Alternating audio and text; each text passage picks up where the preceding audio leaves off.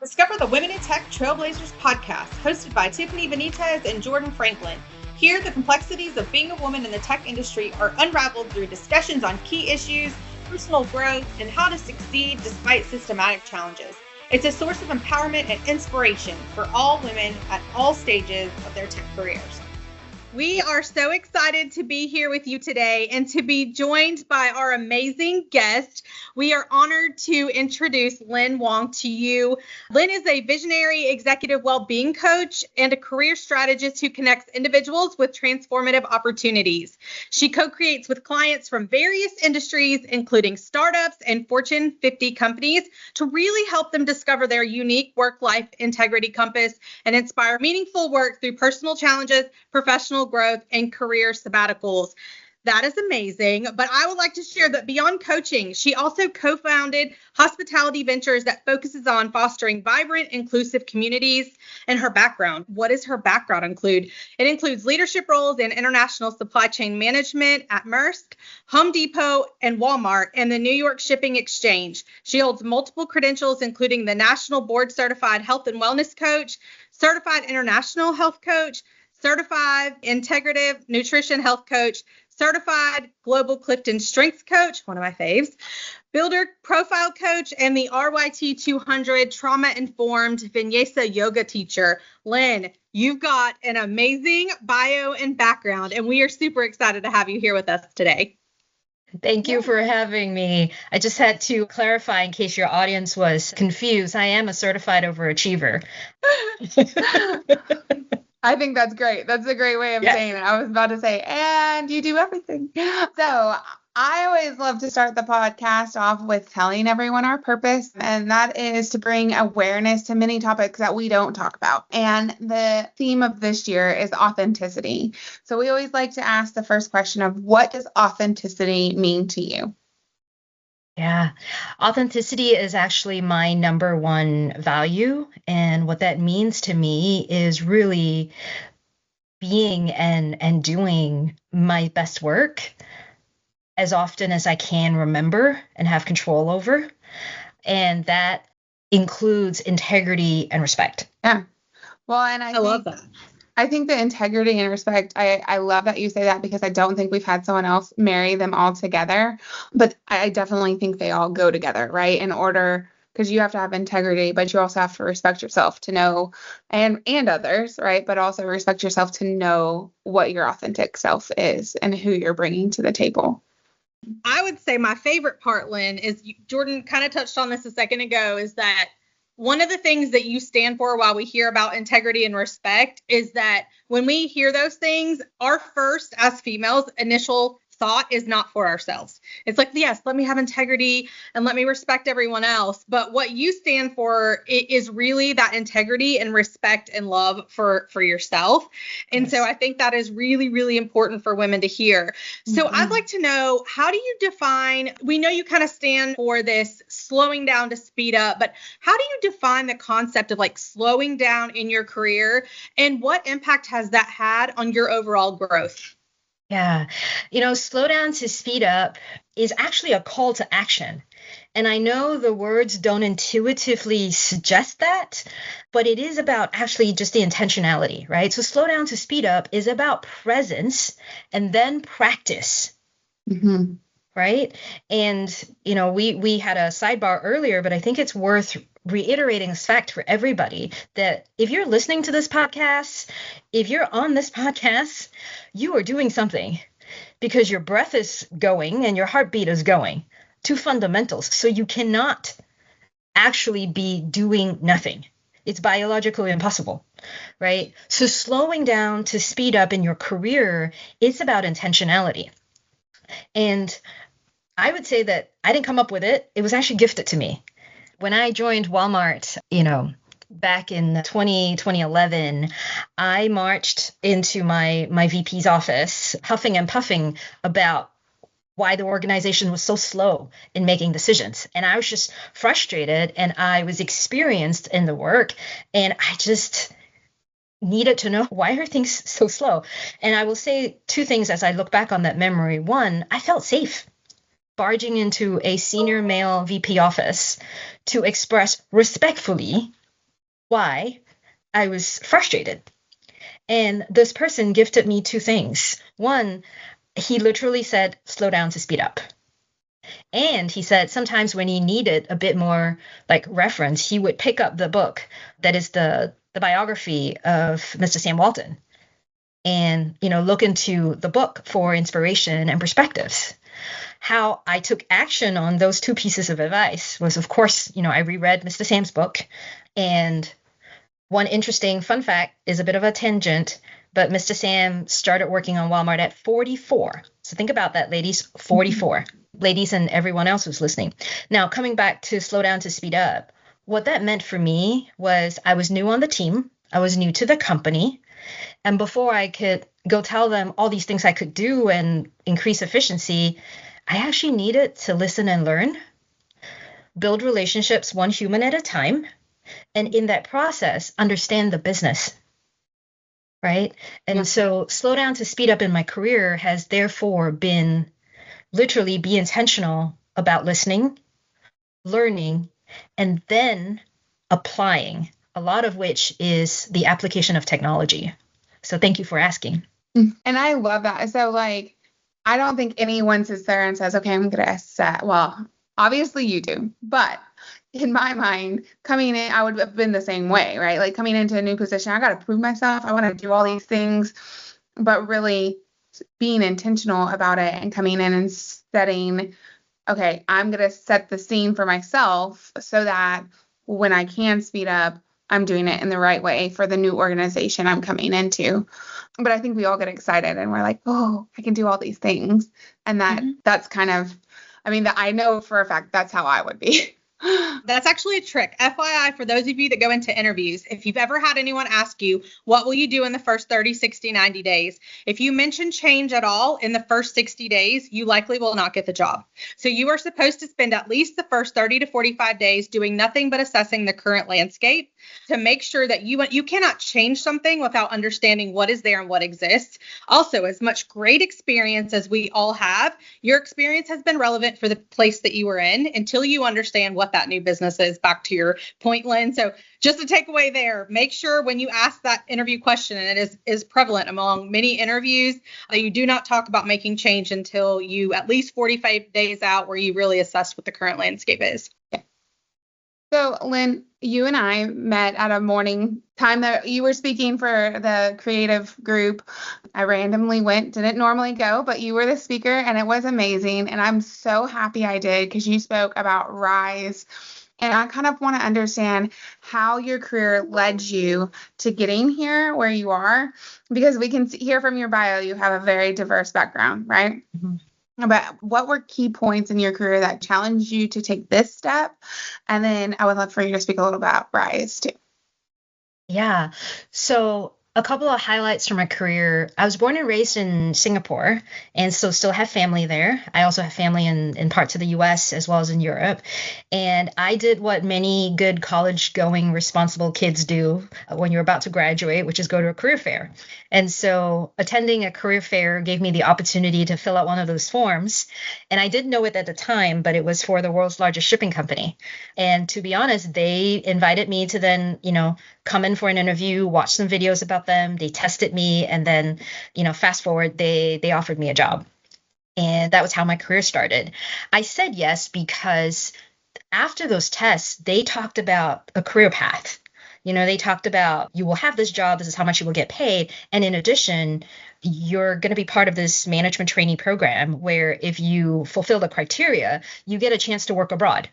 And I was like, oh, wow, you got all that about me in a test and a couple of short meetings? Like, whoa, yeah.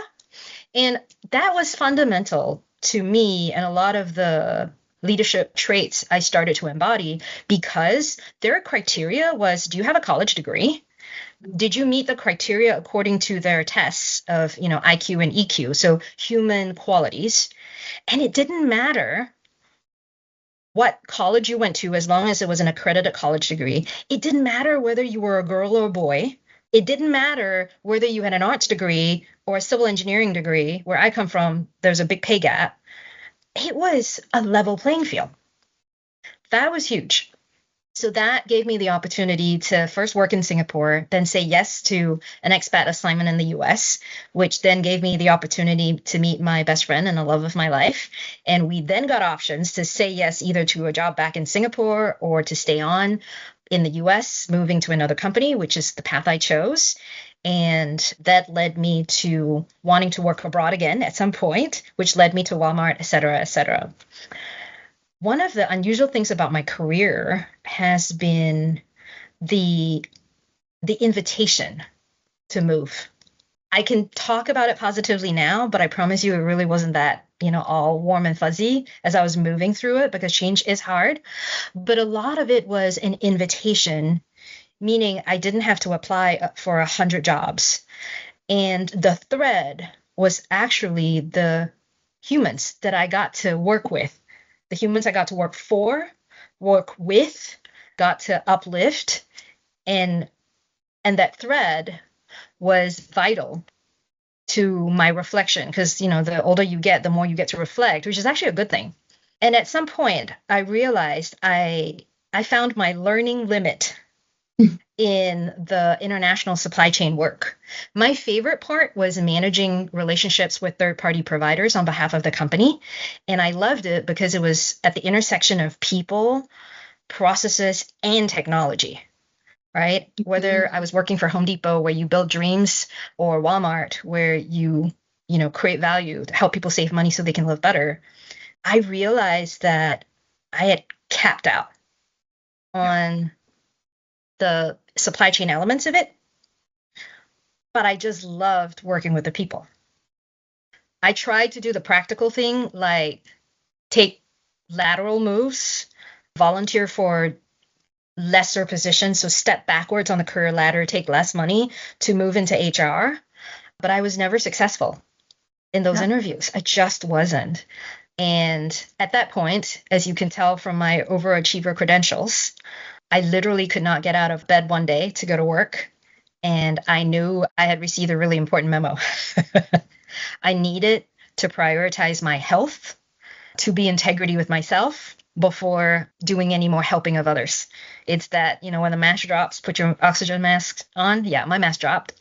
And through that, it gave me the space to reflect and actually release a lot of things that were holding me back.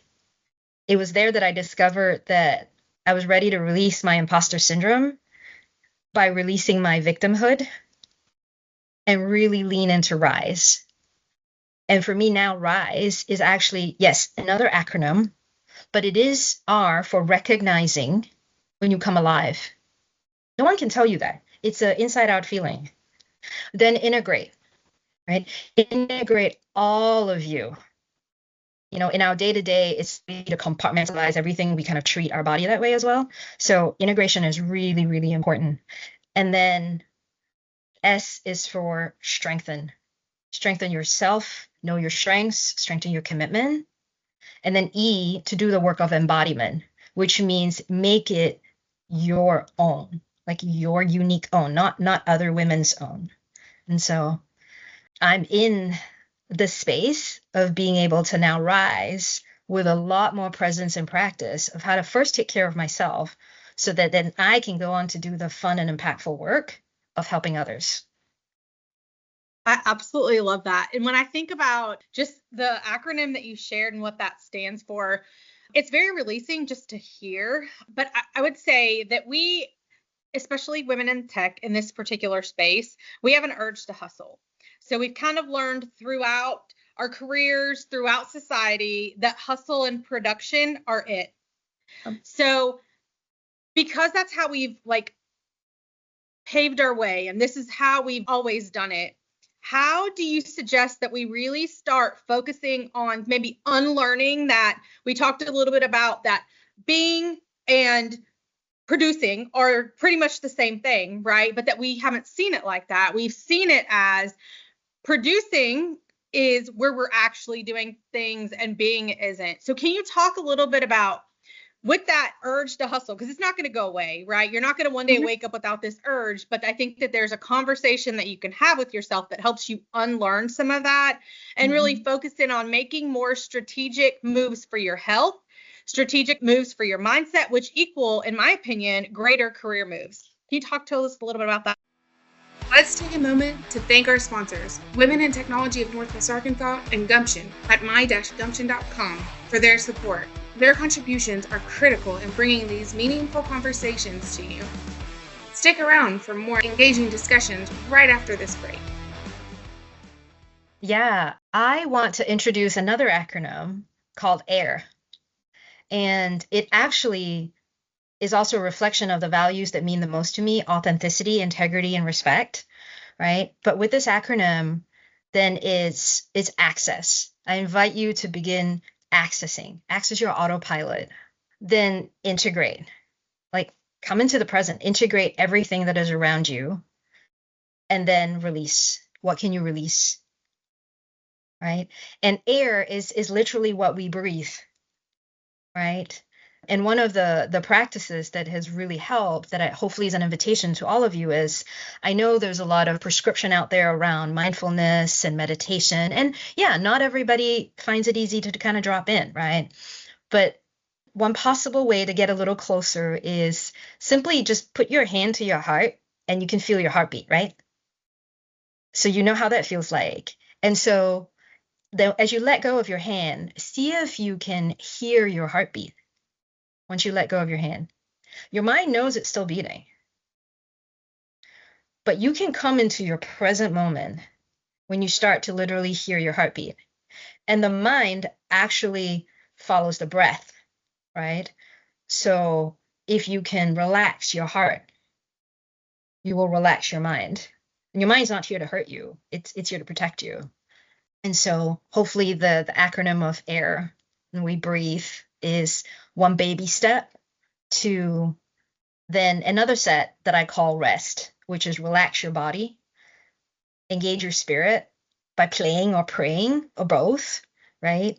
Speaking to your heart, setting some boundaries, and again, thanking your mind, giving some gratitude to the mind. Yes, the lizard brain that got you here, because it never meant to hurt you.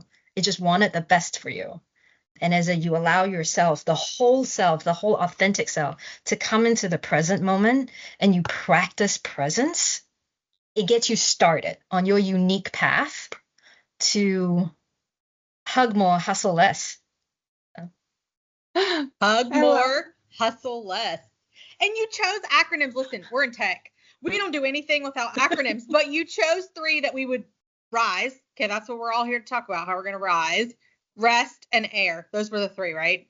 Mm-hmm. Love it. Yeah. Yeah. I really love the hug more, hustle less. And I also think, I mean, like you said, we had a sidebar before this. I think a lot of it is sitting there and understanding what does my body need, and in that rest or in that breath, right? And understanding what do I need right now to get me through the day.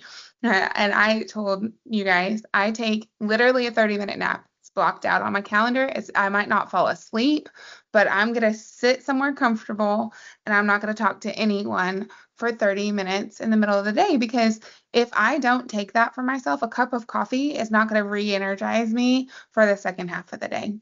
And in another podcast, hopefully you're still, you're always listening to us, we talked about how someone only has an attention span of like 20 minutes, right? So if you take that second to breathe and really understand where you are and your body, then it's just so much easier to realize that you can be so much more productive after that.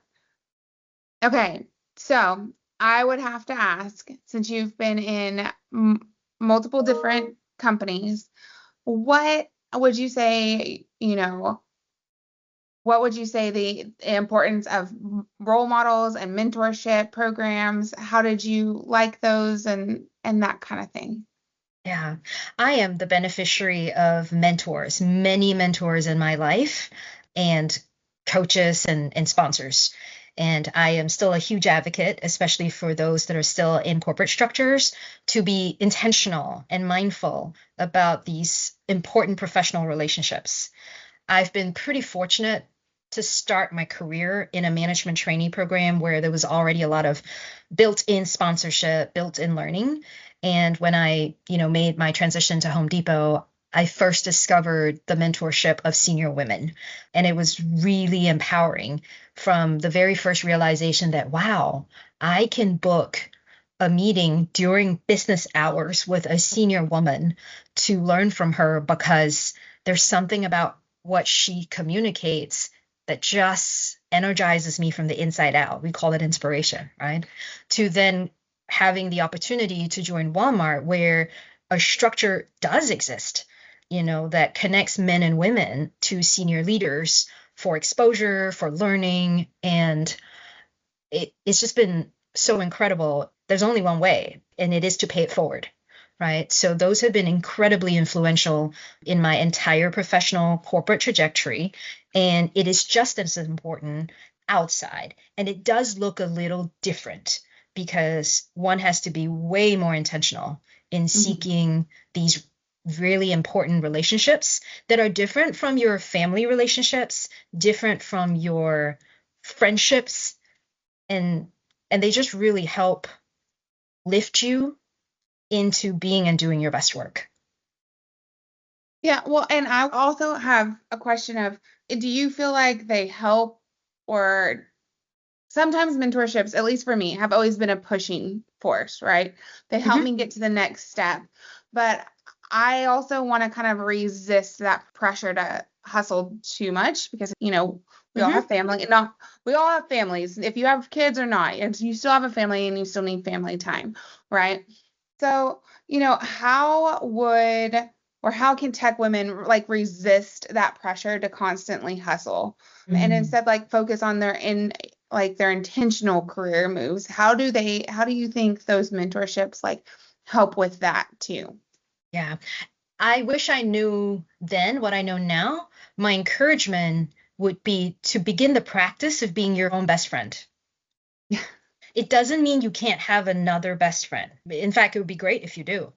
But there's no integrity if you are not first your own best friend, right? So the more you spend time practicing compassion and courage, calling yourself out, releasing your victimhood, the more you will feel present to say, at this moment in my life, I am ready to wrap up this mentorship relationship, or, hey, this is what I now need to be coached. And there's a difference between mentoring and coaching. Mentoring comes from a place of advice, from lived experience. Coaches typically take you from where you say you are to where you want to be. The best coaches ask you questions that move you forward, and they resist telling you what they think. And I know that's not the visual first impression that comes to mind when someone thinks of a coach, but it is really important so that you know how to have the diversity of professional relationships in your life as you rise literally through the ranks. And I would say that for women in technology, my appreciation of technology is simply the application of knowledge, right? And so it's a very external thing. To get really good at creating, applying technology, you have to have your own grounding. You have to have integrity, not just the honesty kind, but also the wholeness kind. And so I would encourage all women, and I listen to my own advice, right, to sometimes just check in on, am I collecting mentors? Am I collecting communities? Or is it time to just carve out some space and just be with myself and be my own best friend? And that is enough. It is. I think of two things while we're talking about this. Number one, back to what I was thinking when you asked the question, Jordan, is no one is walking in your shoes. So they may be in a place that you want to be someday, but they're not walking in your shoes. And so I use this concept for every point in my life, and it's called fish and bones, or the meat and bones, right? That there's a fish And in the fish, we eat the meat and we throw away the bones, right? So someone gave you the whole fish. You get to pick which pieces you want to use, right? Not everything someone tells you, or not every piece of advice they give you. Or listen, a lot of people have good intentions by pushing us, but I think once we rise and start putting boundaries, that gets really uncomfortable for other people, but it gets really comfortable for us because we now know what our limits are. We know when we should be resting, and we know when too much is too much, right? And so I think that that's really important. I thought about the fish and bones. And then when you talked about the victim, I think whether we use the word or not, we as women play victim a lot. And I think that you said we've got to take the I out of the victim. And it's really true, because think about how many times you come to work every day and you're like, oh my gosh, like I'm doing this again. Or I just had a conversation with my friends. Lynn and I were talking about this when we got on, and she was like, I don't feel good. Like I went to work today and I don't feel good. And I was like, and she was like, and another guy came in and didn't feel good and he went home. And I was like, well, why didn't you go home? And she was like, well, I don't want to be that person. And I was like, wait a minute, like, what are we then being? We're stretching ourselves super thin. We obviously know we need rest to get better, right? You're not going to get better without rest. So we're going to stretch ourselves super thin. We're going to be sick probably double the time, right, to recover because we're not resting. And then it just really got me to thinking that maybe that person is what we should be. And at what point did we start saying that the person that decides to put a boundary and leave and take care of themselves, whether it's physical illness, mental illness, you're just tired. Like at what point did we really start creating like a negative that person persona around that? So what are your thoughts on really not only the becoming of, I'm set in, I told her at the end of that conversation, my goal for 2025 is to become that person that prioritizes myself, that person that goes home when I'm sick, that person that actually takes vacation. Like that is what is going to lead to a healthier person all around. And you're not going to get the promotion you want, FYI, if you're not a healthy person. Like, what are your thoughts on kind of that person and really the goal to maybe be that? Yeah, it's come down to being and doing my best work is my compass. And it really is simple because it is grounded in integrity. And if you don't have integrity, it's difficult to build trust with others, right? And if you're not able to sustain trust with others, you don't get to do a lot of things that are fun and impactful and meaningful, right?